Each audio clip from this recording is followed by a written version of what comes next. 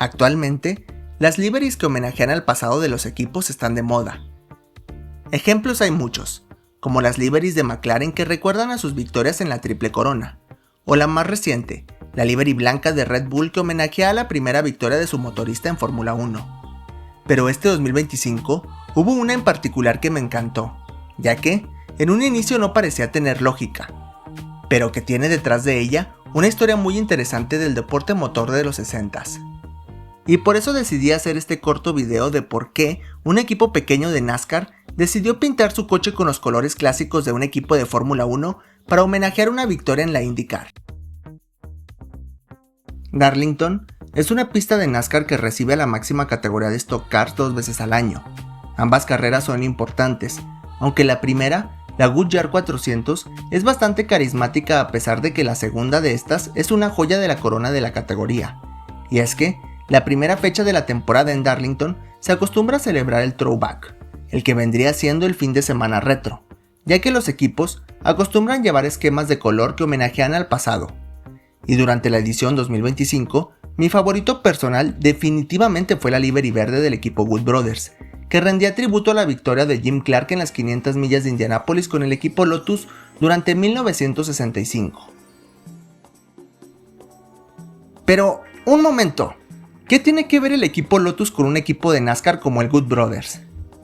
Digo, en esa época, la NASCAR ni siquiera competía en el óvalo de Indianápolis. Pero en realidad, el homenaje del coche número 21 tiene toda una razón de ser y es más interesante de lo que parece. Y es que, durante los 60s, el equipo Lotus había experimentado competir en las 500 millas de Indianápolis. De hecho, el equipo de Colin Chapman fue de los que impulsaron el cambio de monoplazas motor frontal a motor posterior. Lotus siempre era candidato a la victoria, normal sabiendo que los coches del equipo inglés eran la vanguardia de la tecnología en los 60s y 70s, además de que sus pilotos no eran poca cosa. Con Jim Clark en su alineación, realmente parecían una escuadra imbatible. Pero las paradas en pits siempre fueron su talón de Aquiles, ya que, en 1963, Jim Clark terminó la carrera segundo a pesar de que tenía ritmo de sobra para ganarla. Siendo que las paradas en boxes extremadamente rápidas de Parnell y Jones fueron las que le dieron la victoria al piloto estadounidense, ya que siempre salía de los pits con varios segundos de ventaja que luego Jim Clark reducía en pista. Esta carrera se resumió en una persecución que el equipo Lotus no logró consolidar en una victoria, mientras que en 1964 la historia sería peor, ya que Jim Clark sería con la pole position de esa edición de la Indy 500. Pero una falla en su neumático rompería la suspensión de su Lotus 34, provocando su abandono en la vuelta 47.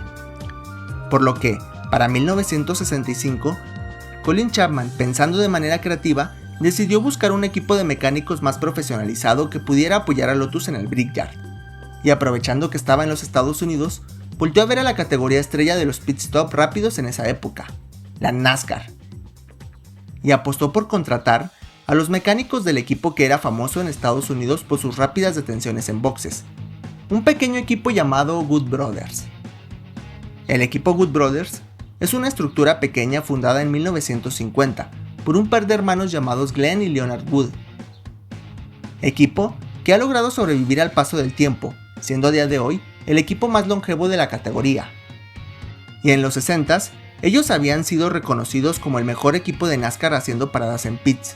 De hecho, fueron el primer equipo de la historia de la categoría en hacer una detención por debajo de los 25 segundos. Y si a esto le sumamos que históricamente los Wood Brothers siempre han competido en coches del fabricante Ford, la elección se hace obvia porque este también era el motorista de Lotus. Y durante la semana de carrera, el nuevo equipo de mecánicos de Lotus sería la sensación en el circuito, por su ya mencionada popularidad en el serial estadounidense. Y el día de la clasificación fue una locura, con solo 6 coches de motor frontal clasificando para entrar a las 500 millas, mientras que un novato rompía la barrera de las 160 millas por hora, un tal Mario Andretti, quien clasificó tercero, y la pole position quedaría en manos del ganador de la edición anterior, AJ Foyt. con una velocidad promedio de más de 161 millas por hora. Mientras que Jim Clark lo acompañaría en la primera fila tras clasificar segundo, que no tardaría en liderar la carrera tras arrebatarle la primera posición al poleman en la primera vuelta. A partir de allí, Jim Clark y Lotus marcaron el ritmo, y con paradas en boxes de 20 segundos en promedio, el piloto escocés casi no soltó la punta de la carrera, y lideró 190 de 200 vueltas. Jim Clark se convirtió en el primer no estadounidense en ganar las 500 millas de Indianápolis.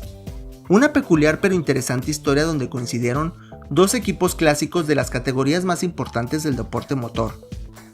Lástima que el livery homenaje de 2025 no terminara tan bien como lo hizo la alianza del equipo ganador de Fórmula 1 con el equipo más longevo de la categoría NASCAR.